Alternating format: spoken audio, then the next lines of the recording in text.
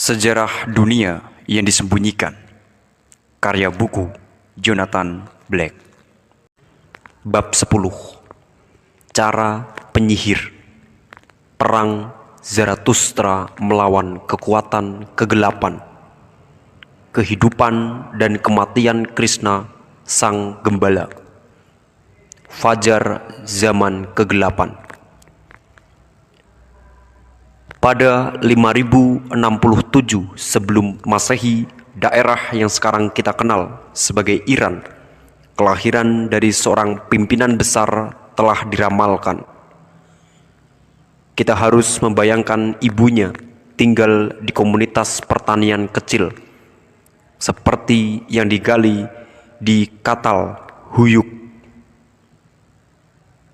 Pada tengah musim salju yang berat, wabah menyerang. Gosip melanda komunitas itu, menuduh sang perempuan muda sebagai penyihir. Mereka menyatakan bahwa badai dan wabah itu adalah perbuatannya. Lalu, pada bulan kelima, kehamilannya, ia bermimpi buruk. Ia melihat awan besar sekali, dan muncul naga dari dalamnya. Serigala-serigala dan ular-ular mencoba merampas sang bayi dari perutnya.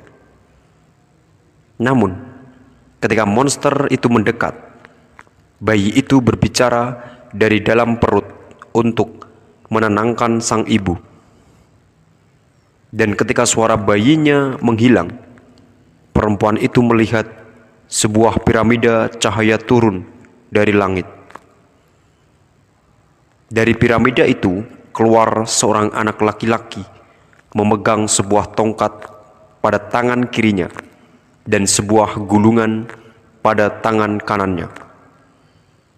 Matanya menyorotkan api sejati, dan namanya adalah Zarathustra. Ada perbedaan aliran pemikiran tentang tanggal pemunculan Zarathustra. Beberapa penulis dari dunia kuno menempatkannya pada kira-kira 5000 sebelum Masehi. Sementara yang lainnya, seperti Plutarch, pada 600 sebelum Masehi. Lagi, ini karena ada lebih dari satu Zarathustra. Kelahiran Zarathustra seketika menghentikan badai kebencian. Sang raja merupakan budak dari perkumpulan penyihir yang membujuknya untuk membunuh anak laki-laki itu. Raja mendatangi sang ibu dan melihat bayi itu ada di dalam ayunan sendirian. Raja berniat menikam bayi itu. Tetapi ketika ia mengangkat tangannya, ajaib, tiba-tiba tangannya lumpuh. Kemudian, raja mengutus para pelayannya untuk menculik bayi itu dan meninggalkannya di sarang serigala di alam liar. Namun, kelompok serigala yang raja harap akan memangsa sang bayi, melihat sesuatu dalam matanya dan lari ketakutan.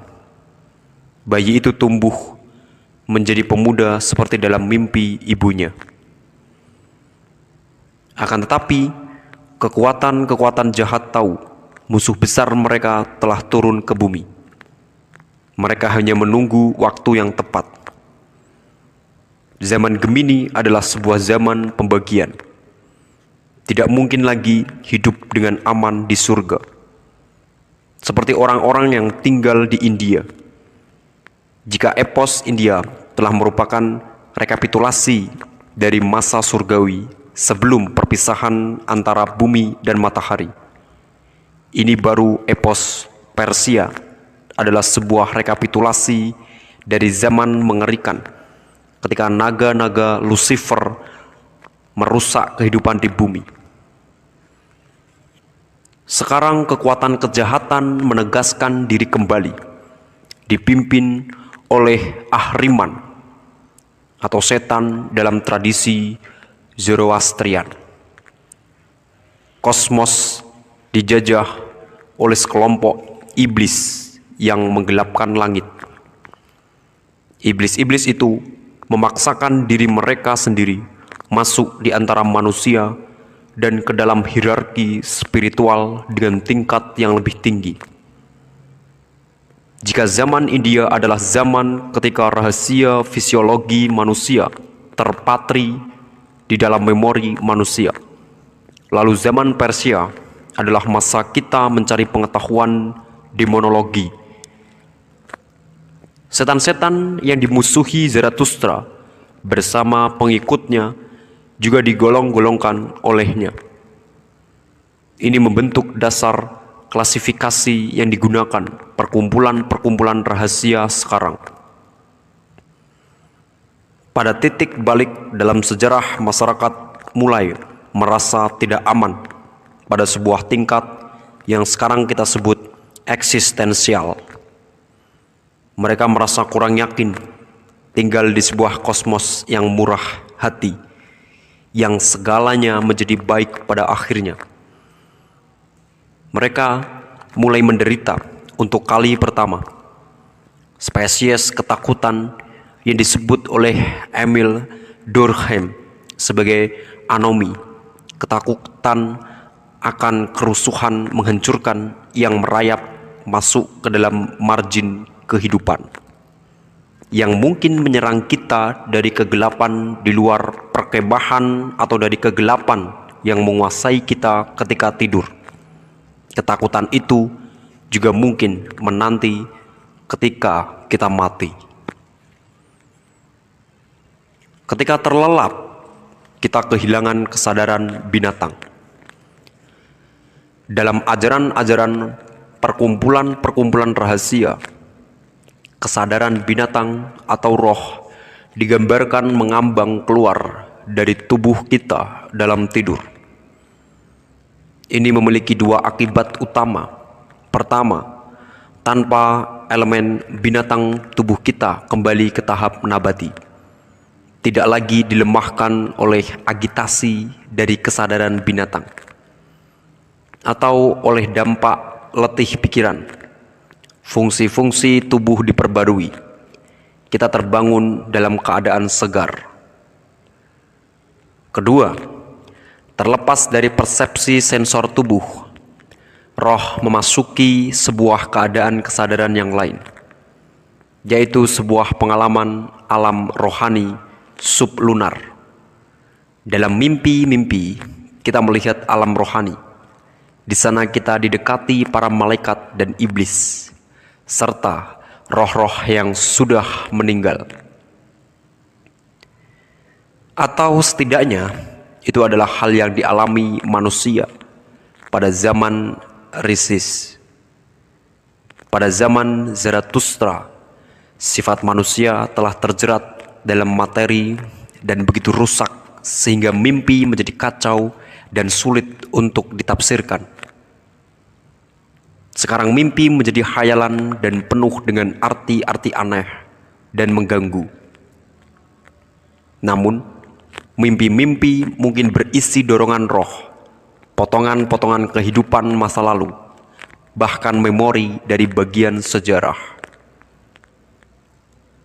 Dalam tidur kita yang paling lelap, mata ketiga mungkin terbuka dan mengintai masuk ke dalam alam rohani. Tetapi ketika bangun, kita sudah lupa. Setelah bertahun-tahun dalam pengasingan, Zarathustra muda merasa harus kembali ke Iran. Di perbatasan itu, ia memperoleh visi. Seekor makhluk sebesar raksasa bersinar datang mendekatinya dan mengatakan sebagai berikut. Zarathustra harus menapaki 90 anak tangga menuju roh raksasa ke-9. Ketika roh itu melayang di atas lantai batu, membawa Zarathustra ke sebuah tempat terbuka di balik bebatuan dan pepohonan. Di sana berkeliling 6 roh yang melayang-layang di atas tanah. kelompok mengilap ini berpaling untuk menyambut Zarathustra dan mengundangnya untuk meninggalkan jasad fisiknya untuk sementara supaya bisa bergabung dengan mereka. Kita telah bertemu dengan roh-roh bercahaya sebelumnya. Mereka adalah roh-roh matahari, disebut Elohim. Sekarang mereka mempersiapkan Zarathustra untuk misinya. Pertama, mereka mengatakan kepadanya bahwa ia harus melewati api tanpa terbakar. Kedua, mereka menuangkan lelehan timah logam ahriman ke atas dadanya yang dideritanya dengan diam. Zarathustra kemudian mengambil timah itu dari dadanya, lalu dengan tenang memberikannya kembali kepada mereka. Ketiga, mereka membelah dadanya dan memperlihatkan kepadanya rahasia organ-organ tubuh dalamnya, lalu menutupnya kembali. Zarathustra kembali ke lapangan dan menceritakan apa yang diungkap oleh roh-roh agung itu. Ia berkata kepada raja bahwa roh-roh matahari yang menciptakan dunia sedang bekerja untuk memindahkannya. Dan suatu hari dunia akan menjadi sebuah kumpulan cahaya yang luas. Zarathustra berbicara dengan raja yang baru. Tetapi seperti pendahulunya, ia pun diperbudak oleh para pendetanya yang jahat. Ia tidak mau mendengar berita baik ini dan membiarkan pendetanya membujuknya untuk menjebloskannya Zarathustra ke penjara. Akan tetapi, Zarathustra lolos dari penjara dan juga dari usaha pembunuhannya. Ia hidup untuk menjalani banyak peperangan melawan kekuatan-kekuatan jahat. Di medan perang, dengan menggunakan kekuatan magiknya untuk melawan kekuatan para penyihir jahat. Kemudian, ia menjadi teladan bagi penyihir dengan topi tinggi, jubah bintang-bintang, dan seekor elang di atas bahunya. Zarathustra adalah sosok berbahaya, agak membingungkan, yang siap siaga melawan api dengan api. Ia memimpin pengikutnya ke gua-gua tertutup, bersembunyi di hutan-hutan. Dalam gua-gua di bawah tanah, ia menguji mereka. Ia ingin memberi mereka kekuatan supernatural yang diperlukan untuk berperang dengan baik. Kita tahu tentang sekolah misteri awal ini karena sekolah itu bisa bertahan selama 5 milenia di bawah tanah di Persia sebelum muncul kembali sebagai Mithraisme, sebuah okultisme yang mula-mula populer di antara prajurit Romawi, dan lagi dalam Manichaeisme, sebuah agama misteri terakhir yang melibatkan St. Augustine di antara anggotanya. Zarathustra mempersiapkan pengikutnya untuk menghadapi iblis-iblis Ahriman atau Asuro dengan ujian inisiasi yang mengerikan. Siapapun yang takut mati, katanya, ia sudah mati. Dicatat oleh Manipus, filsuf besar Yunani dari abad ketiga sebelum Masehi, yang telah diuji oleh penerus Mithrais dari Zarathustra, bahwa setelah berpuasa selama 1 periode, membekukan pembuluh darah di tubuh, dan latihan mental yang dilakukan dalam kesendirian, calon anggota akan dipaksa berenang melintasi air, kemudian melewati api dan es.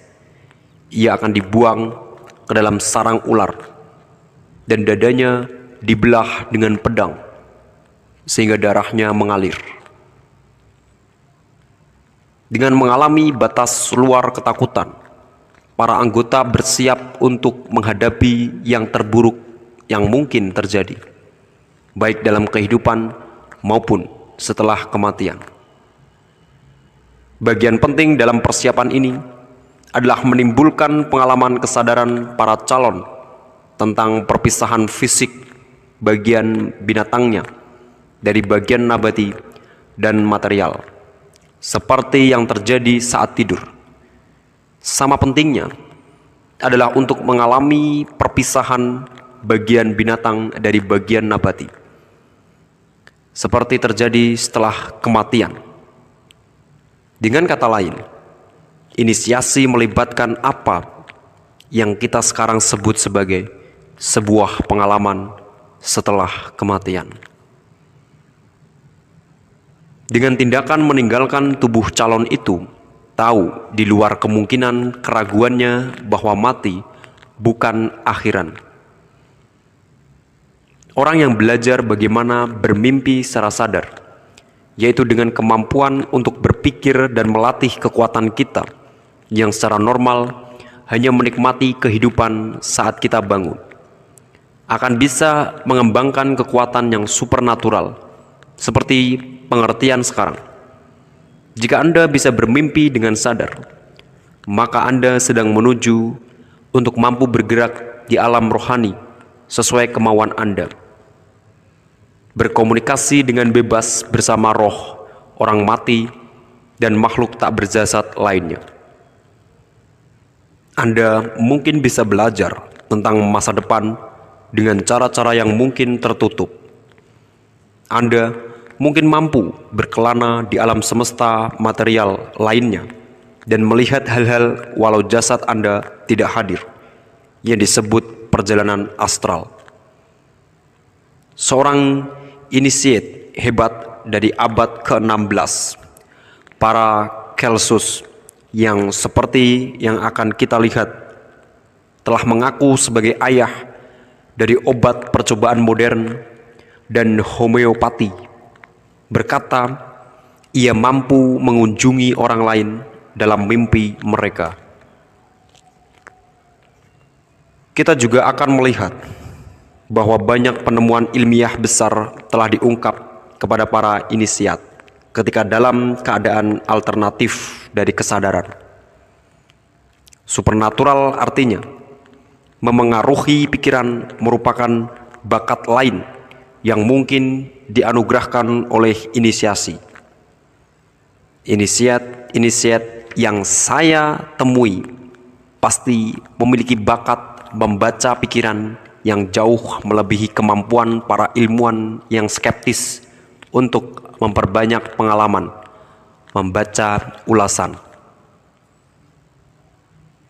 Ilmu pengetahuan yang sama hanya memiliki pertanyaan yang memohon jawaban tentang hipnotis yang paling tipis. Ini karena walau mungkin dirusak oleh penghibur populer, hipnotis berasal dan masih berakar pada sebuah praktik okultisme. Akhirnya hanya bisa dijelaskan dalam istilah-istilah pikiran sebelum materi. Ia berasal dari Risis, India, dan dalam teknik yang dipraktikkan selama proses inisiasi oleh pendeta-pendeta kuil di Mesir. Dalam Yoga Sutra of Patanjali, kekuatan memengaruhi pikiran orang lain adalah salah satu dari kekuatan yang disebut Vibhuti. Memengaruhi pikiran digunakan untuk tujuan kebaikan. Tetapi ketika dunia menjadi tempat yang lebih berbahaya, itu akan digunakan baik untuk pertahanan maupun untuk menyerang. Kita sebelum ini melihat bagaimana dalam filosofi pikiran sebelum materi, cara Anda melihat seseorang bisa memengaruhi mereka pada tingkat subatomis. Ular kobra, penggambaran dari mata ketiga pada kening inisiat dari Mesir, menunjukkan bahwa ia bisa menjulur dan menyerang apa yang dilihatnya. Pada abad ke-17, seorang ilmuwan dan ahli alkimia, J.B. van Helmont, menulis tentang manusia yang memiliki kemampuan membunuh seekor kuda dari jarak yang sangat jauh, hanya dengan menatapnya. Dari abad ke-18 selanjutnya, pengelana-pengelana Eropa di India takjub karena kemampuan seseorang yang mampu membuat siapapun langsung mengalami kejang-kejang hanya dengan menatapnya. Kisah dari seorang pengelana pada abad ke-19 dicatat oleh teman George Eliot, inisiat Gerald Massey. Pengelana ini telah terhipnotis oleh tatapan seekor ular. Ia berpikir sedang tenggelam semakin dalam ke keadaan tidur, somnambulik, di bawah pengaruh ular yang luar biasa. Kemudian, seseorang dalam pesta itu menembak ular tersebut, menghancurkan pengaruh kekuatannya terhadap laki-laki itu, dan sang pengelana pun merasakan pukulan pada kepalanya seolah-olah ia juga tertembus peluru. Pengelana pada abad ke-20 melaporkan kisah-kisah tentang serigala yang mampu membekukan korban dan mencegahnya untuk berteriak. Bahkan ketika korban itu tidak sadar jika ia sedang ditatap. Di sebuah kota kecil bernama Crowborough, berjarak kurang dari 6 mil dari tempat saya menulis, tinggal seorang pria bijak yang merupakan seorang tabib bernama Pigtail Badger. Orang-orang desa takut kepadanya karena konon laki-laki bertubuh tinggi, gemuk, dan bertampang mengerikan itu bisa menghentikan orang-orang yang sedang lewat hanya dengan menatap mereka. Katanya kadang-kadang ia melakukan ini kepada buruh-buruh tani, lalu duduk dan memakan bekal makan siang mereka di depan mata.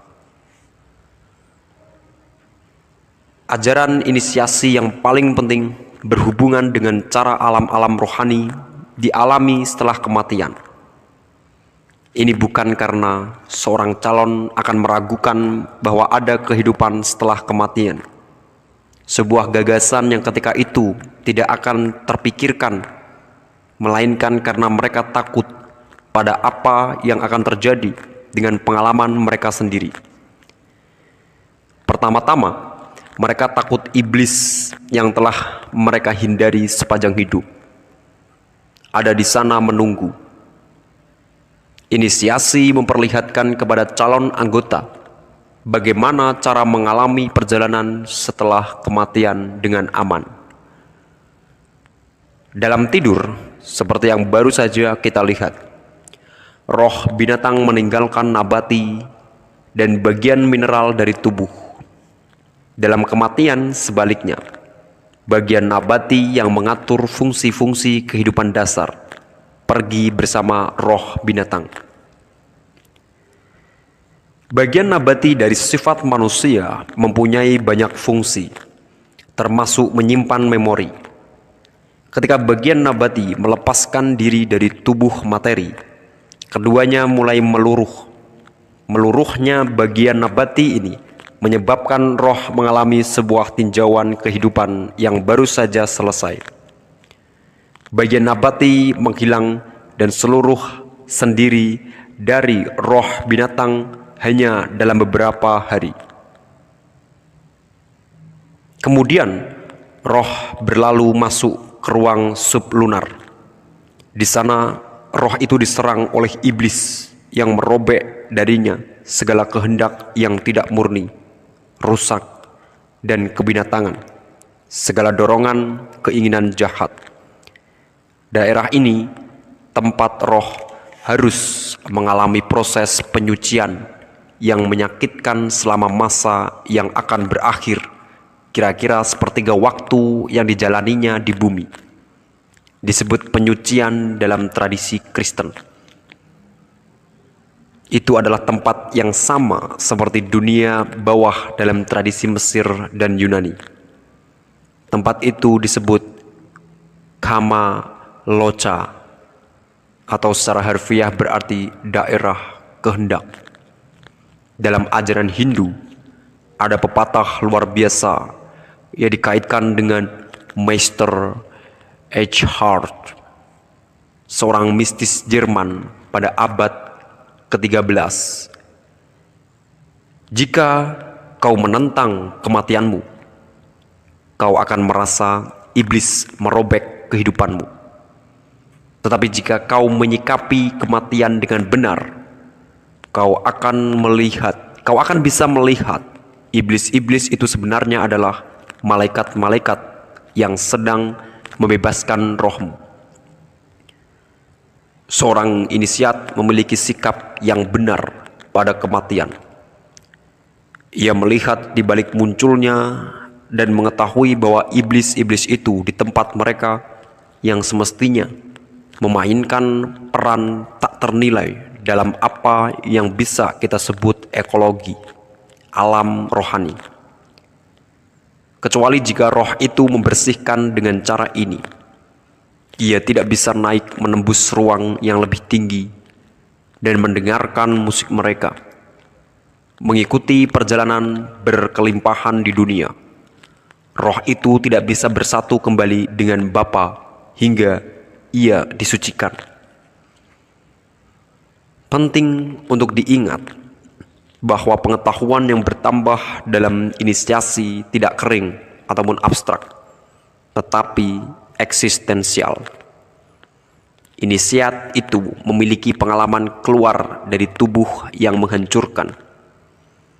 Dari ruang lunar, roh tanpa jasad terbang ke atas ke alam Merkurius, lalu menuju Venus, kemudian ke matahari. Selanjutnya, roh itu mengalami seperti yang dikatakan oleh orator Yunani Aristides, rasa ringan mengambang yang tidak seorang pun yang belum diinisiasi bisa menjelaskan ataupun mengerti.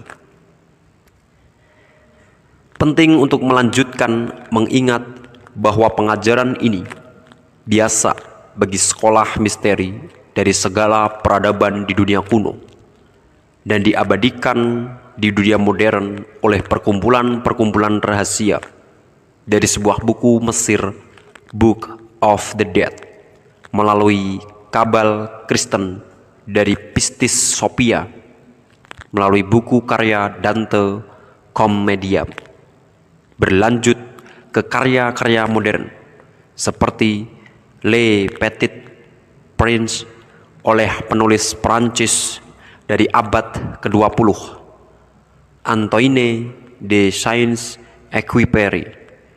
Doktrin rahasia dilestarikan, kadang-kadang dalam buku-buku yang hanya boleh dibaca oleh para inisiat, dan kadang-kadang tersembunyi dalam pemandangan biasa. Dalam naskah-naskah kuno, inisiat diberitahu nama-nama rahasia dari roh-roh yang menjaga pintu masuk ke setiap ruang, dan kadang-kadang juga jabat tangan rahasia dan tanda-tanda lainnya, serta formula yang diperlukan untuk negosiasi masuk. Dalam Pistis Sophia, ruang-ruang ini digambarkan terbuat dari kristal, dan penjaga pintu masuk ruang-ruang ini adalah para archon atau iblis-iblis. Dalam semua agama-agama kuno, makhluk yang membimbing roh manusia melewati dunia bawah dan membantu dalam bernegosiasi untuk melewati iblis-iblis penjaga adalah dewa planet Merkurius. Akan tetapi, para anggota sekolah-sekolah misteri juga menyimpan sebuah rahasia yang lebih aneh. Di tengah perjalanan melewati ruang-ruang itu, ada pertukaran. Tugas untuk membimbing roh manusia ke atas diambil alih oleh makhluk agung yang jati dirinya mungkin merupakan kejutan. Pada bagian selanjutnya, dalam kenaikan roh melalui ruang-ruang surgawi, pemandu yang menyinari jalan itu adalah Lucifer. Dalam ekologi roh kosmos, Lucifer adalah sebuah kejahatan yang penting, baik dalam kehidupan ini, karena tanpa Lucifer manusia tidak bisa merasakan gairah, dan dalam setelah kehidupan. Tanpa Lucifer, roh itu akan diceburkan ke dalam kegelapan total dan gagal memahami kenaikan. Seorang penulis Roma pada abad kedua, Apuleius, menulis bahwa dalam proses inisiasi, roh berhadapan dengan dewa-dewa surga dalam segala kemuliaan mereka yang tak tertutup dan segala ambiguitas mereka yang disingkirkan. Roh yang naik melalui ruang-ruang Jupiter dan Saturnus, menembus ruang-ruang konstelasi, dan akhirnya bertemu dengan pikiran kosmis besar. Perjalanan itu menyakitkan, membingungkan, dan meletihkan. Plutarch menulis, tetapi akhirnya sebuah cahaya menakjubkan bersinar menyambut kita. Padang rumput indah, penuh nyanyian dan tarian, ketakziman alam rahasia, dan kemunculan suci. Lalu, roh itu harus mulai lagi turun melalui ruang-ruang persiapan untuk inkarnasi berikutnya. Ketika roh itu turun, setiap ruang memberi hadiah kepada roh itu yang akan dibutuhkannya ketika masuk ke ranah material lagi. Catatan berikut ini telah dikumpulkan dari pecahan-pecahan tablet kuno, bertanggal mungkin jauh ke belakang, kira-kira 3 milenia sebelum Masehi, digali di Irak pada akhir abad ke-19. Gerbang pertama membiarkan perempuan itu lewat, dan ia memberikan jubah untuk menutupi tubuh perempuan itu. Gerbang kedua membiarkan perempuan itu lewat, dan ia memberikan gelang-gelang ke tangan dan kakinya. Gerbang ketiga membiarkan perempuan itu lewat, dan ia memberikan pengikat pinggang kepadanya. Gerbang keempat membiarkan perempuan itu lewat, dan ia memberikan hiasan dada kepadanya. Gerbang kelima membiarkan perempuan itu lewat, dan ia memberikan kalung kepadanya. Gerbang keenam membiarkan perempuan itu lewat, dan ia memberinya anting-anting. Gerbang ketujuh membiarkan perempuan itu lewat, dan ia memberinya mahkota megah. Bahkan hingga sekarang, setiap anak diingatkan tentang hadiah-hadiah ini dalam dongeng Sleeping Beauty. Roh manusia masih menanggapi kisah ini dengan kuat dan hangat, mengalaminya seperti benar-benar terjadi dalam arti yang mendalam. Akan tetapi, untuk memahami isi esoteris dari Sleeping Beauty, penting untuk berpikir dengan cara terbalik. Kisah itu menceritakan sebuah pesta perayaan hari kelahiran sang putri. 6 peri memberi hadiah kepadanya untuk membantunya hidup bahagia dan serba berkecukupan. Peri ketujuh yang mewakili Saturnus atau setan, roh materialisme, mengutuk anak itu mati, yang diiringankan menjadi tidur yang sangat panjang. Ketujuh peri itu tentu saja adalah 7 dewa dari ruang planetari. Apa yang terbalik dan yang bertentangan tentang kisah ini adalah bahwa dengan tidur panjang seperti mati, yang adalah kutukan dari peri iblis, adalah kehidupan di dunia. Dengan kata lain, karena campur tangan setan, manusia sedikit demi sedikit kehilangan segala kesadarannya. Dan akhirnya memorinya tentang waktu mereka bersama dengan hierarki surgawi. Kelahiran kita hanya seperti tidur dan sebuah kelupaan. Maka, dalam kisah ini harus dipahami bahwa pesta itu pada awalnya terjadi di istana, di alam rohani, dan hanya ketika Beauty tertidur, ia hidup dalam ranah materi. Ketika ia terbangun, ia mati. Sejatinya, kita telah melihat sebuah paradoks yang sama dalam kisah Osiris, yang sebagian besar terjadi di alam rohani. Ketika Osiris dipaku di dalam peti yang sangat tepat ukurannya, seperti kulitnya, peti itu memang kulitnya. Osiris hanya mati bagi Isis, sementara ia hidup di alam materi.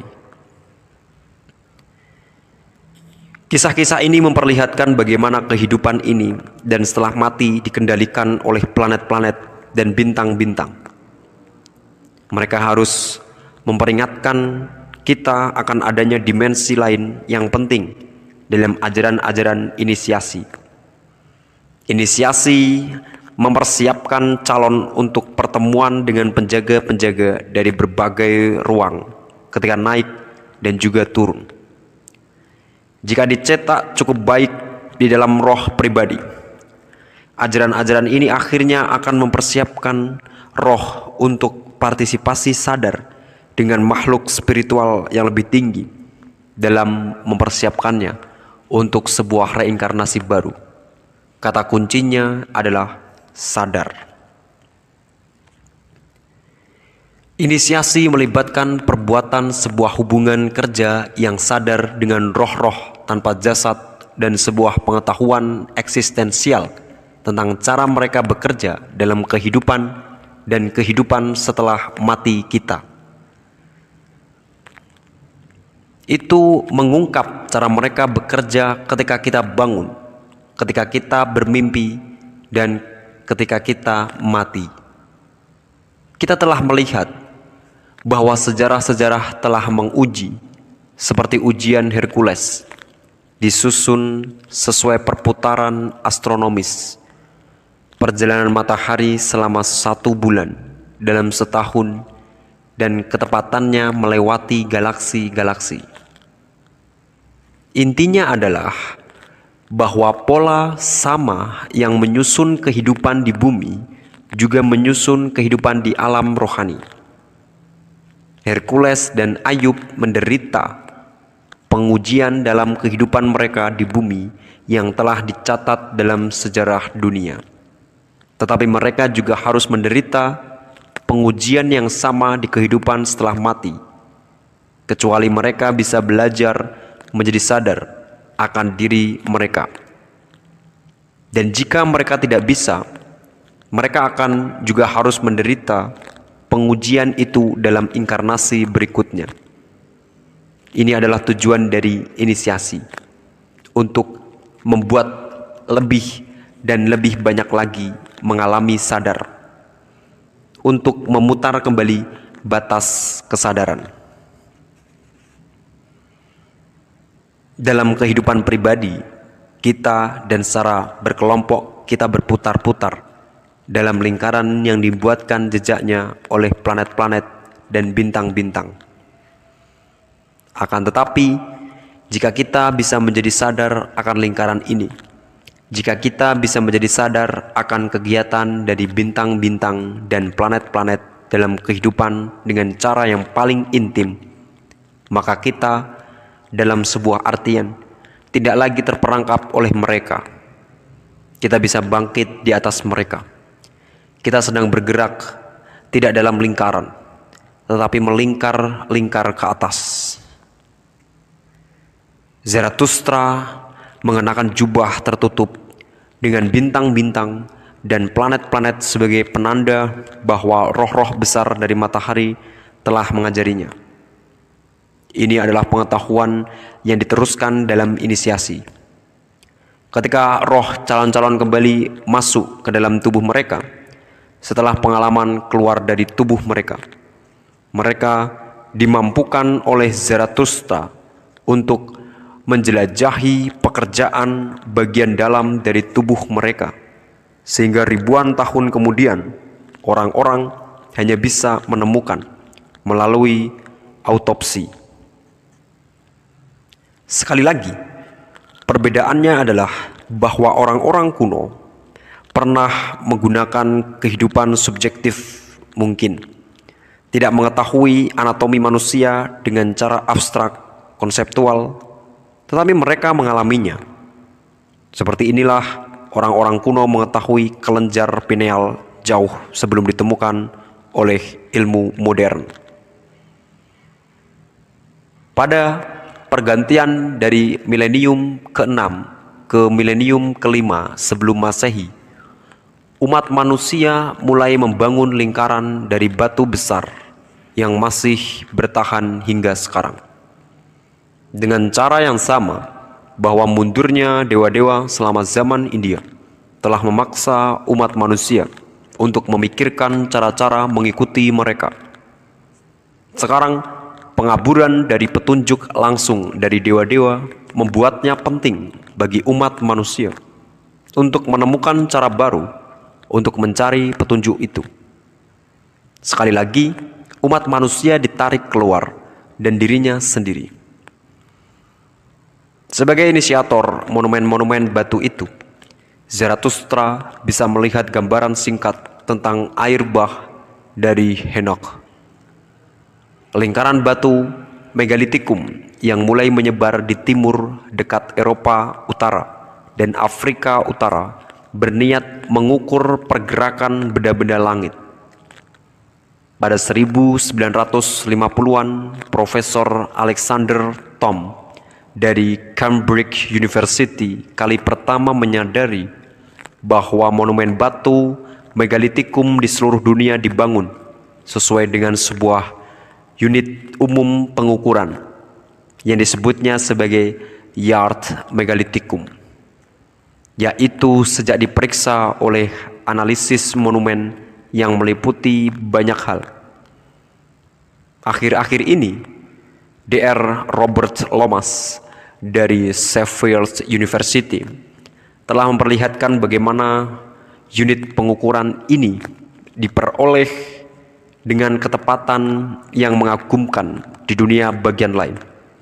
Sebuah pendulum berayun 360 kali selama waktu yang dibutuhkan untuk sebuah bintang bergerak melalui satu dari 360 derajat ke dalam kubah langit yang membagi. Hasilnya adalah panjang 16,32 inci yang adalah tepat setengah dari satu yard megalitikum, atau satu megalitikum yard sama dengan 82,96 cm.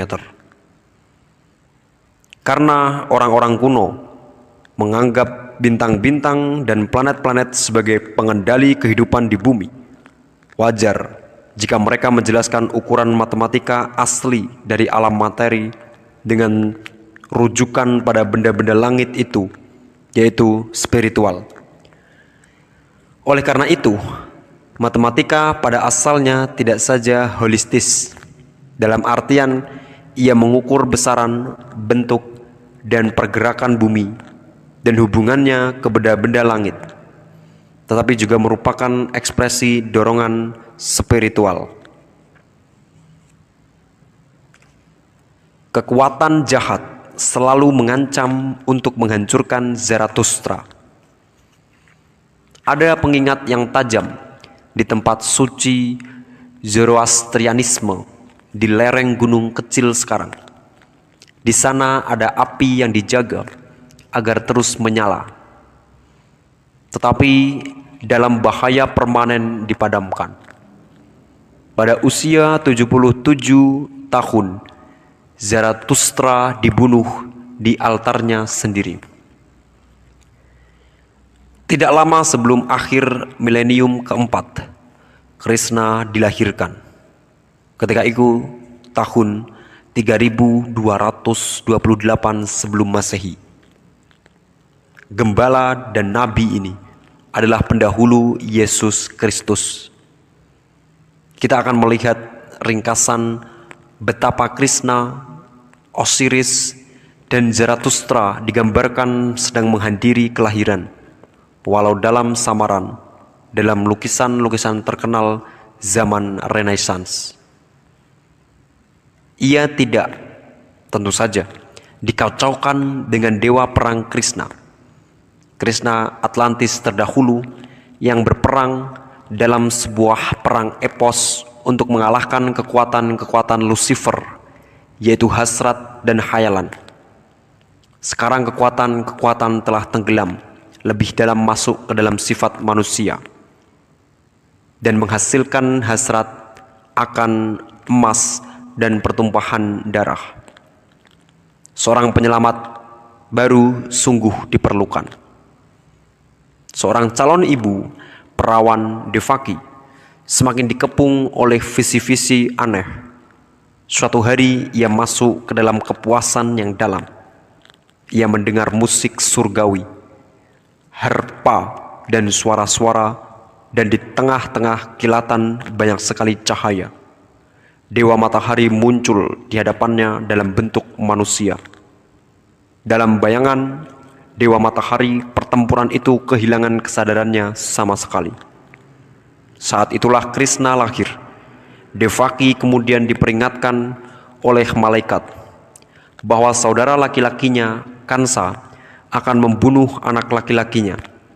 Maka Devaki berlari meninggalkan istana untuk tinggal bersama gembala-gembala di kaki gunung Meru. Kansa adalah pembunuh anak, memburu anak-anak orang miskin. Ia sudah mulai melakukannya sejak ia sendiri masih kanak-kanak. Sekarang ia mengirim seekor ular raksasa berjambul merah untuk membunuh keponakannya. Tetapi Krishna bisa membunuh ular itu dengan menginjaknya. Seekor iblis betina bernama Putana dengan payudara penuh racun menarik Krishna pada dirinya. Tetapi Krishna mengisap payudaranya dengan penuh kekuatan sehingga Putana lumpuh dan mati. Kansa terus menyiksa keponakannya itu, mencoba memburunya seperti binatang liar. Tetapi ketika Krishna tumbuh dewasa, ia dilindungi oleh para gembala dan disembunyikan di bukit dan hutan-hutan. Di sana ia mengkhotbahkan ajaran tentang tidak menggunakan kekerasan dan kasih sayang untuk seluruh umat. Balas keburukan dengan kebaikan. Lupakan penderitaanmu sendiri demi penderitaan orang lain. Dan jangan minta balasan untuk pekerjaanmu. Jadikan pekerjaanmu sebagai hadiah itu sendiri. Krishna mengatakan apa yang belum pernah dikatakan orang lain. Ketika ajaran-ajaran ini terdengar oleh Kansa, ia menjadi semakin berang, menyiksa rohnya hingga ke bagian yang sangat dalam. Di antara banyak sekali gelar Krishna adalah Gembala Sapi, Raja Pemeras Susu. Ia menikmati kehidupan sederhana di pedesaan, berkhotbah tetapi menghindari pertentangan dengan Kansa. Perempuan-perempuan pemerah susu di desa tergila-gila kepada pemuda ramping itu. Krishna senang memainkan seruling dan menarikan tarian cinta dengan mereka. Pada suatu ketika, Krishna melihat gadis-gadis itu ketika mereka pergi untuk mandi di sungai Yamuna. Kemudian mencuri pakaian mereka dan memanjat pohon sehingga mereka tidak bisa meraihnya. Pada kesempatan lain, ia sedang menari dengan banyak gadis pemerah susu yang semuanya ingin memegangi tangannya. Maka Krishna memperbanyak bentuk dirinya sehingga setiap gadis percaya mereka memegangi tangan Krishna yang sesungguhnya. Suatu hari, Krishna dan saudara laki-lakinya memasuki kota Kansa, Mathura, menyamar sebagai orang desa miskin supaya bisa ikut serta dalam sebuah festival atletik. Mereka bertemu seorang gadis cacat bernama Kubja yang membawa salep dan minyak wangi ke tempat itu. Ketika diminta oleh Krishna, perempuan itu bersedia memberikan minyak itu, walau sesungguhnya ia tidak boleh melakukan itu. Krishna lalu menyembuhkan gadis itu dari kekurangannya dan menjadikannya cantik. Akan tetapi, Kansa tidak tertipu oleh penyamaran saudaranya itu. Dan ketika mereka masuk lomba gulat, ia telah menyiapkan 2 raksasa untuk membunuh mereka. Jika raksasa-raksasa itu gagal, seekor gajah yang besar sekali sudah disiapkan untuk menginjak-injak mereka hingga mati. Pada waktu kejadian itu, Krishna dan saudara laki-lakinya menyerang mereka semua, lalu melarikan diri.